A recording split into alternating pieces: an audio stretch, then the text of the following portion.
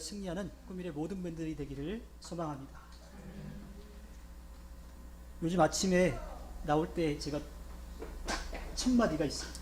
와, 춥다 하는 거예요. 아침 저녁으로 굉장히 선선해졌어요. 근데 낮에는 또 여름 날씨처럼 덥기도 하더라고요.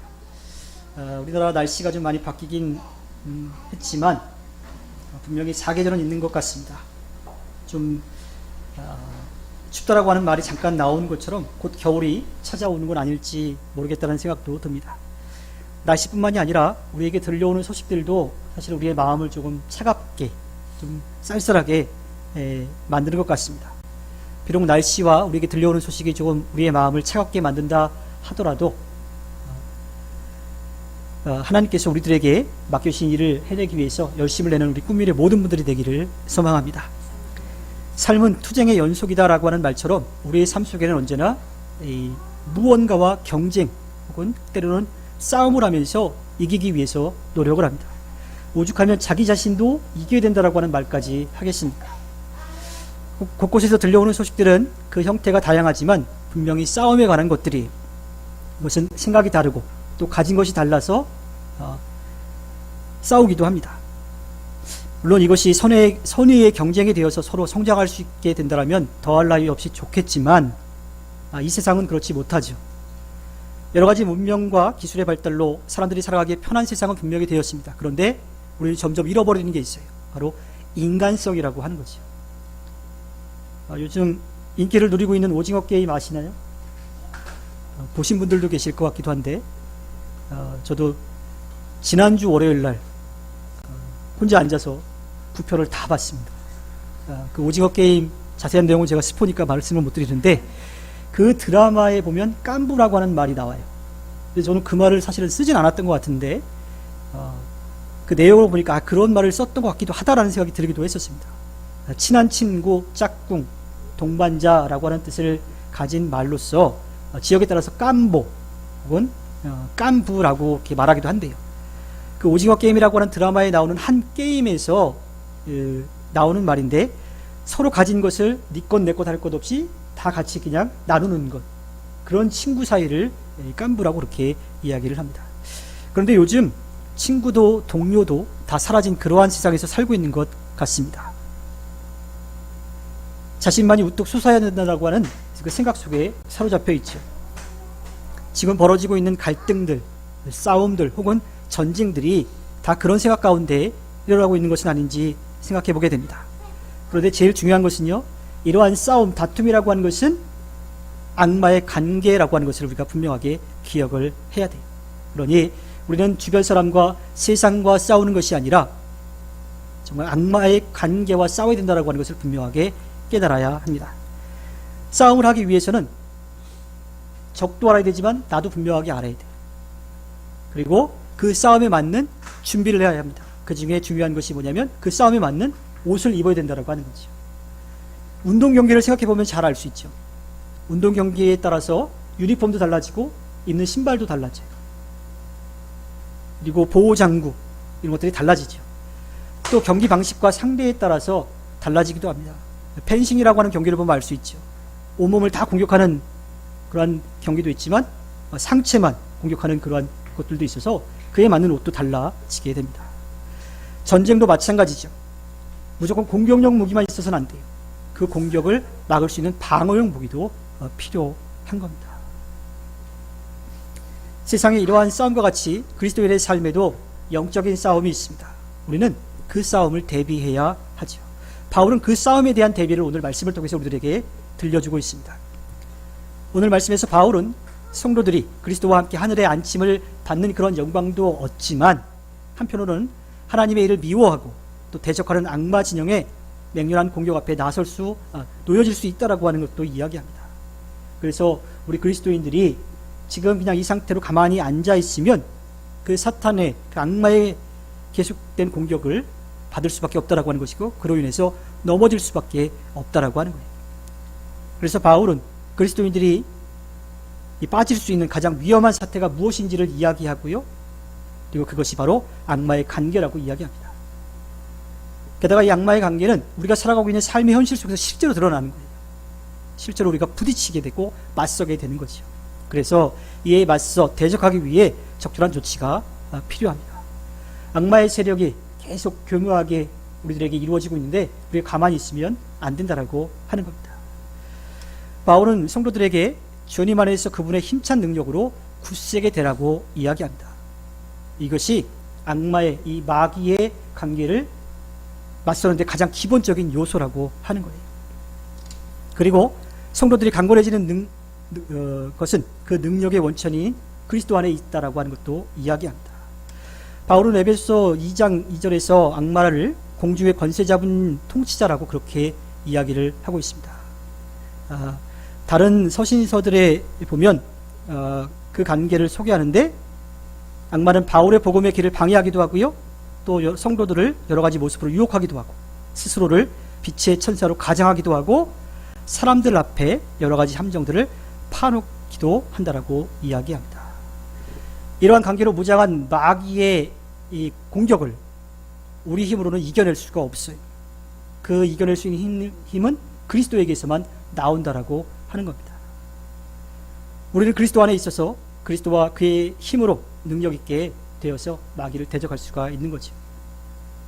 그렇다면 우리가 그리스도의 힘으로 능력 있게 되어야 할 이유가 과연 무엇일까요?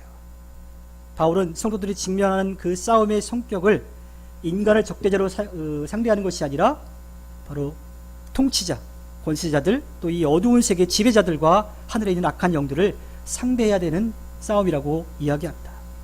만약에 사람을 상대로 하는 싸움이라면 그에 맞서는 것이 필요하죠. 그런데 우리는 사람이 아니라 악한 영, 우리가 도저히 감당해낼 수 없는 그들과의 싸움을 하게 되는 거예요. 그래서 그들을 이길 수 있는 그 힘이 필요한 거죠. 바울은 성도들이 맞서야 할 네 가지 악마적 세력의 실체들을 이야기하는데 통치자들, 권세자들, 또 어두운 세계의 지배자들, 하늘에 있는 악한 영들이라고 이야기를 합니다. 실제로 우리 눈에 보이지 않을 수도 있어요. 그런데 그들은 실제로 우리의 삶에서 우리를 넘어뜨리려고 하는 일들을 행한다라고 하는 거죠. 그리고 그들과의 싸움에서 이기려고 하면 우리의 힘이 아니라 예수 그리스도의 능력을 힘입어야지만 할 수 있다라고 이야기합니다. 구약시대에 보면요, 다윗의 경우를 보면 사울의 배후에 악한 영이 있다라고 이야기해요. 물론 다윗이 프리를 불어서 그의 마음을 조금 풀어지게 했었지만 그의 마음이 완전히 풀어지지 않았어요. 악한 영에 사로잡혀 있는 것을 다윗은 이겨낼 수가 없었던 거죠. 그러나 신약시대에 와서는 이런 상황을 근본적으로 바꾸어 놓았습니다. 예수님이 그들을 이겨냈다라고 하는 거예요. 이제 그 세력들을 예수님의 보혈 아래, 능력 아래 결박시켜 놓으신 거예요. 예수님은 자신이 그 세력들과의 싸움에서 이겼으니까 우리도 담대하게 서라고 이야기합니다. 살짝의 잠깐의 치료가 아니라 완전한 치료를 이야기하는 겁니다. 우리 박재범 집사님이 그 치료 처음에 이제 받으러 갈 때 제가 가서 이야기했는데 한 2주 동안 입원해야 된대요. 근데 2주 동안 그 기간 동안 오히려 조금 더 나빠질 수도 있다라고 이야기하더라고요. 그 질병이 한 번에 확 좋아지는 게 아닌 것 같아요. 그리고 검사 결과에 따라서 조금 더 입원할 수도 있다라고 이야기했는데 지금 좀 더 입원의 과정이 좀 필요한데 그게 회복되는데 꽤 시간이 오래 걸린다 그래요. 근데 박재범 집사님이 선택한 그 병원은 양방도 하지만 한방도 같이 하는 곳이죠. 그래서 침도 이제 맞는다라고 하는데 적절한 표현인지는 잘 모르겠지만 구약시대 때에 다윗이 사울의 악한 영을 쫓기 위해서 했던 것은 잠깐적인 치료, 그 순간을 벗어나기 위한 치료. 제가 뭐 어떤 것을 비난하는 것은 아닌데 치료의 방법적으로 본다면 양방적인 치료인 것 같아요. 그러니까 약을 통해서 그걸 좀 이겨낼 수 있도록 잠깐 동안 좀 힘을 주는 것. 근데 한방은 어때요? 치료 기간이 좀 길지만 체질을 바꿔서 완전히 회복할 수 있도록 해주는 것. 자, 그런 면으로 볼 때에 예수님의 이 세상 권세를 이기는 그 승리는 한 번의 순간적인 승리가 아니라 온전한 승리, 그렇게 우리가 볼 수가 있는 거죠. 비록 그 악마의 활약이 여전히 계속되고 있는 것 같다 하더라도 우리는 하나님이 우리와 함께 하시고 또 예수님께 우리에게 승리를 주셨으므로 그것을 이겨낼 수 있다고 하는 분명한 믿음이 있어야 합니다. 그 악마의 활약이 여전히 계속된다 하더라도 또 그 파괴적인 현실을 우리가 무시할 수 없다 하더라도 그 힘은 제한되어 있는 거예요. 끝까지 있는 게 아니죠. 그리고 중요한 것은 하나님의 허락하심 아래에 있다라고 하는 것을 우리가 분명하게 믿어야 합니다. 그러므로 우리들은 그리스도를 힘입어서 현상들 뒤에서 작용하는 악한 세력들과 또 직접적으로 대결에 임하고 그들을 그리스도의 이름으로 물리쳐야 하는 거죠. 바울은 오늘 말씀에서 그 이겨낼 수 있는 무기를, 그 맞는 옷을, 맞춤 옷을 입으라고 하는데 그것을 바로 하나님의 온몸을 덮는 갑옷이라고 이야기합니다. 이 온몸을 덮는 갑옷, 여러분들 한번 떠올려 보십시오. 과연 어떤 게 있을까? 우리가 너무 다 잘 알고 있나요? 저는 이 이야기를 나눌 때마다 딱 떠오르는 캐릭터가 하나 있어요. 저희 어렸을 때 굉장히 좋아했던, 지금은 좀 유치할지 모르겠는데 로보캅이 떠오릅니다. 머리끝부터 발끝까지 뭐든 다 완전 무장을 하잖아요. 근데 요새 아이들에게 이런 온몸을 덮는 갑옷 한 캐릭터 하면 누가 떠오를까요? 아이언맨이 떠오르겠죠. 그렇게 머리부터 발끝까지 모든 것을 다 싸움의 준비를 할 수 있는 것을 입으라고 이야기합니다. 먼저 우리가 하나님의 온몸을 덮는 갑옷을 입어야 될 이유를 분명하게 알아야 됩니다. 그 무장의 목적이 뭐냐면 대적하기 위한 것이고 또 하나는 서기 위한 것이라고 하는 거예요. 이 대적하기 위한 것은 마주하는 상대와 대치하는 상황을 이야기하는 것이죠. 서기 위함이라고 하는 것은 우리가 결코 뒤로 물러나서는 안 된다라고 하는 것을 이야기합니다. 우리가 선 자리에서 믿음으로 그 자리를 분명하게 지켜가야 될 일을 이야기하는 거죠. 우리가 물러서지 않고 악한 세력과 맞서서 싸울 수 있는 것은 하나님께서 우리에게 주신 온몸을 덮는 그런 갑옷 덕분임을 분명하게 알아야 됩니다.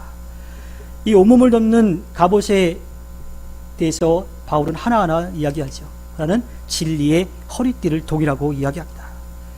이 허리띠는 지금 우리가 찾는 이런 얇은 허리띠가 아니에요. 당시에 군인들이 찾던 두툼한 허리띠, 그것을 이야기하죠. 역도 선수들이 이 역기를 들 때 찾는 허리띠 보셨죠? 엄청 큰 허리띠. 그게 있어야 허리에 힘이 생겨서 자기가 쓸 수 있는 힘을 최대한 발휘할 수 있게 되는 겁니다. 그 역할을 해주는 것이 바로 진리라고 하는 거예요. 진리. 우리가 예수님의 말씀을 통해서도 했지만 하나님의 말씀이 또 하나님의 사랑이 진리임을 우리는 분명하게 알 수가 있습니다. 살아계신 하나님, 그 하나님이 우리의 진리가 되시고 그것이 우리를 받쳐주어서 물러서지 않고 설 수 있다라고 이야기를 합니다. 또한 이 허리띠는요, 우리 주변의 옷을 단정하게 만들어주죠. 그래서 이 군인들도 옷을 입을 때 이 탄띠 같은 것들을 됐을 때 총알을 거기다 차는 역할도 하지만 옷을 단정하게 좀 매주면서 활동하기 편하게끔 해주는 거예요. 그러니까 민첩하게 만들어준다라고 하는 거죠. 진리는 우리를 통해서 그렇게 반듯하게 서고 또 상황에 따라 위급한 상황에 따라 신속하게 대처할 수 있도록 해준다라고 이야기합니다. 또 이 허리띠에 관해서는 예수님이 보여주셨던 모습도 있죠. 예수님이 그 제자들을 섬길 때 허리에 수건을 두르셨다라고 이야기를 합니다. 그리고 누가복음 12장 35절 37절 또 누가복음 17장 8절의 말씀을 보면 자신의 허리를 띠로 매는 것은 섬기기 위한 준비라고 이야기하기도 합니다.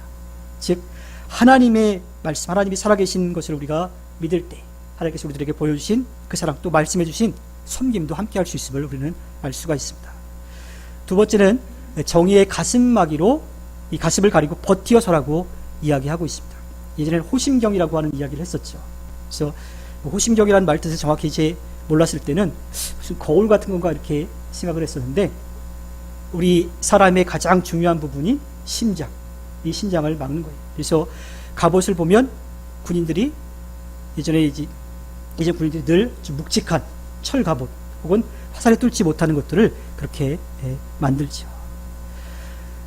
바울이 이야기하는 이 정의의 가슴막이라고 하는 것은 여호와의 의 혹은 여호와의 공의를 이야기하는데 이 세상에서 윤리적으로 바른 삶을 살아가는 것을 이야기합니다. 의를 행하고 공의를 수행하는 것, 그것이 그리스도인 군사들이 악한 세력들과 전투할 때 필요한 것이라고 이야기를 하죠. 세 번째는 발에는 평화의 복음을 전할 차비를 하라고 합니다. 신발이라고 하는 것을 이제 이야기하는데, 이건 역시 우리가 흔들리지 않도록, 또 땅이 어떻든지 그 주변 상황이 어떻든지 그곳에서 바르게 서서 싸움을 할 수 있는 준비를 하도록 해준다라고 하는 거예요. 그런데 이 신발을 신을 때 중요한 것은 뭐냐면 평화의 복음이라고 합니다. 평화의 복음. 우리가 다른 사람을 대할 때, 그 자리에 버티어 설 때 중요한 것은 누구에게나 평화를 선포할 수 있어야 된다라고 이야기합니다. 그 평화를 통해서 이웃 사람과 가까워질 수 있고 그들에게 복음을 전할 수 있다라고 하는 거예요. 그리고 중요한 것은 이 헬라어의 시제와 그 태를 살려서 보면 이미 준비된, 뭐 준비하라가 아니라 이미 준비된 평화의 복음을 전하라는 그 차비를 하라고 이야기를 하고 있어요. 즉 선포하는 것도 중요한데 그 복음을 우리가 먼저 받아들이는 그 준비, 예비의 과정이 더 필요한 것임을 분명하게 이야기를 합니다. 게다가 바울은 하나님의 온몸을 덮는 이 갑옷의 목적이 뭐냐면 서기 위한 것에 대해서 이야기를 했었어요. 우리가 바르게 서서 맡겨진 사명을 감당하는 것, 악을 분리시키고 소멸시키는 그 승리의 복음을 통해서 그것이 일어날 수 있음을 이야기하죠. 네 번째는 믿음의 방패를 손에 들라고 이야기합니다. 여기서 이야기하는 방패는요, 캡틴 아메리카가 매는 그 동그란 조금만의 몸을 막는 방패가 아니라 문짝만한 큰 방패를 이야기하는 거예요. 온몸을 다 막을 수 있는, 또 나만 아니라 다른 사람들도 막아줄 수 있는 큰 방패를 이야기하죠. 당시의 군인들은 이 커다란 방패를 들 때 그냥 들지 않고 물에 적셔서 썼다 그래요. 왜냐하면 적들의 공격이 불화살로, 기름을 묻힌 불화살로 날아오기 때문이죠. 근데 만약에 이 가죽으로 만든 이 거대한 방패가 젖어 있지 않다면 그 불화살이 내려와서 그 불이 점점 그 방패를 태워갈 수 있다라고 하는 거예요. 그래서 바울은 이 믿음의 방패를 가지라고 이야기하는데, 그 적의 불화살을 막을 때 적셔서 막고 해야지만 그 불이 더 퍼져가지 않는 것을 이야기합니다. 특히 그들의 이 불화살은 뭐냐면 의심, 두려움, 죄책감, 자조감, 분노, 낙심, 염려 등 이런 것들을 이야기합니다. 별거 아닌 것 같지만 그게 우리의 마음속에 들어오면 이것이 점점 커져가게 됩니다. 그 불은 걷잡을 수 없어서 우리의 마음을 완전히 다 무너뜨릴 수밖에 없는 거예요. 그래서 우리가 중요하게 생각해야 될 것은 그 불길이 번지지 않도록 날아오자마자 바로 끄는 그 일들이 필요하다라고 하는 거죠. 화재에 관련된 표를 보면 잘 알 수 있습니다. 초기 진압 시 작은 소화기는 소방차의 역할을 한다라고 하는 것. 그렇게 믿음의 방패를 가지고 악한 세력의 관계를 이겨내라고 이야기를 하고 있습니다. 다음으로는 구원의 투구를 받으라고 이야기합니다. 이 투구도 보호 장비이긴 해요. 안전하게 우리의 중요한 머리를 보호해주는 장비이긴 한데, 이것이 또 어떤 것을 쓰였냐면 하나님의 놀라운 영광을 드러내는 것도 했다라고 하는 거예요. 군인들의 이 모자에 보면 계급장이 달려있죠. 뭐 어깨도 달려있긴 하지만 그 모자를 통해서 저 사람의 계급이 어느 정도인지를 알 수가 있어요. 또 하나, 예전에 군인들이 싸울 때 입었던 썼던 투구를 한번 생각해 보십시오. 그 투구의 높이, 달려있는 것에 따라서 그 계급이 달라지는 거예요. 유대인들, 랍비들도 모자를 쓰는데 그 모자의 크기, 높이에 따라서 그 계급이 달라진다라고 그렇게 이야기합니다. 즉, 투구가 머리를 보호해주는 방어용 역할도 하지만 하나님의 영광 역사를 드러내는 그런 표시이기도 하다라고 하는 거예요. 바로 구원을 받은 구원해 주신 그 하나님에 대한 영광을 드러낼 수 있도록 보여주는 거죠. 마지막으로 성령의 검, 곧 하나님의 말씀을 받으라고 이야기합니다. 근데 이 검은 큰 검을 이야기하지 않고요, 좀 짧은 검을 이야기한다고 해요. 이 짧은 검은 크게 적을 이렇게 물리치기보다는 아주 다르게 용이한, 가까이에서 상대방을 공격하기 위한 그러한 검이라고 이야기합니다. 또 공격력뿐만 아니라 훌륭한 방어 역할도 한다라고 이야기를 해요. 성령의 검은 성령이 주시는 동일한 기원이 되는 하나님의 말씀이라고 하는 겁니다. 히브리서 4장 12절에 보면 하나님의 말씀은 살아있고 힘이 있어서 어떤 양날 칼보다도 더 날카롭습니다. 그래서 사람 속을 꿰뚫어 혼과 영을 갈라내고 관절과 골수를 갈라놓기까지 하며 마음에 품은 생각과 의도를 밝혀냅니다. 고린도후서 10장 5절에는 하나님을 아는 지식을 가로막는 모든 교만을 쳐부수고 모든 생각을 사로잡아서 그리스도께 복종시키십니다. 바로 말씀은 강력한 공격용 무기일 뿐만 아니라 가장 확실한 방어용 무기라고 하는 거예요. 에베소서 4장 14절에는 말씀으로 잘 무장한 사람은 사람의 속임수와 간사한 유혹에 빠져 온갖 교훈의 풍조에 밀려 요동하는 일을 피할 수 있다고 이야기합니다. 살아있는 하나님의 말씀은 사람들의 속임수와 간사한 유혹 뒤에 작용하는 마귀의 유혹을 이길 수 있는 능력이 되는 거지요.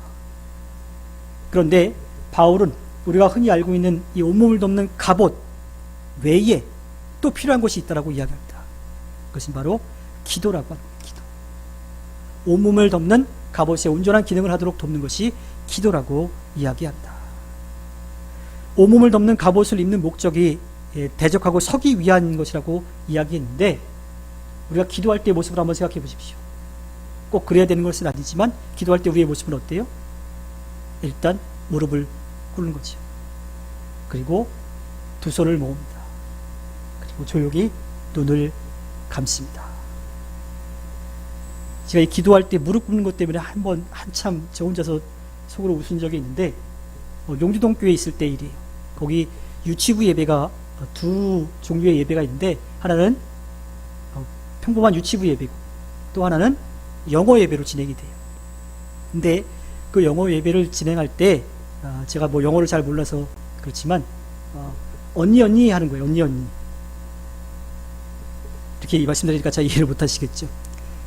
기도하겠다라고 하는데 제일 처음에 언니 그러는 거예요. 이게 무슨 말일까? 무슨 말이냐면 on your knee, 그러니까 무릎을 꿇으십시오라고 하는 건데 제가 듣기에는 언니 이렇게 들은 거예요. 네. 기도하기 위해서는 먼저 무릎을 꿇어야 되는 거예요. 서기 위해서 온몸을 덮는 하나님의 갑옷을 입었는데 정작 해야 될 것은 뭐냐면 무릎을 꿇어야 된다라고 하는 거죠. 다윗은 그것을 우리들에게 분명하게 이야기해주고 있습니다. 세상적인 것 혹은 또 하나님이 주신 갑옷을 입는다 하더라도 그것을 다 갖춘 다음에 정말 해야 될 일은 뭐냐면 하나님께 기도하는 일을 해야 된다라고 하는 겁니다. 바울은 모든 기도와 간구로 하되 항상 성령 안에 살 것을 당부합니다. 그 기도의 내용은 여러 성도들을 위한 것과 또 바울 자신을 위한 것이었습니다. 바울은 이 부분에서 우리의 기도와 또 나아가서는 우리의 영적 투쟁이 나 혼자만의 싸움이 아니라 성령님과 함께하는 싸움이기도 하지만 우리의 믿음의 공동체와 함께하는 것을 분명하게 이야기해주고 있습니다. 우리는 혼자 서서 싸우는 것이 아니라 함께 서서 싸우는 거예요. 우리 자신만 서는 것이 아니라 함께 있는 우리 성도들과 함께 그 싸움을 해나가야 된다고 하는 거죠. 빌립보서 1장 27절을 보면 여러분은 오로지 그리스도의 복음에 합당하게 생활하십시오. 그리하여 내가 가서 여러분을 만나든지 떠나 있든지 여러분이 한 정신으로 굳게 서서 한 마음으로 복음의 신앙을 위하여 함께 싸우며 라고 이야기합니다. 우리는 혼자 싸우는 것이 아니라 물론 당연히 성령님이 우리와 함께 하시는 것도 있고 또 우리와 함께 있는 우리 믿음의 동역자들과 꿈미래의 교회를 함께 세워가고 있는 믿음의 공동체와 함께 서서 싸우고 있음을 분명하게 기억해야 합니다. 이것은 마치 럭비 선수들이 스크럼을 짜듯이 한쪽으로 쏠리지 않도록 중심을 잡아서 함께 힘을 맞춰서 해야 된다고 하는 거예요. 따라서 우리는 서로를 위해서 기도하는 것도 분명히 놓지 말아야 합니다. 그리스도인들에게 인간의 관계에 맞서 싸울 맞춤옷이 필요합니다. 바로 하나님의 온몸을 덮는 갑옷이죠.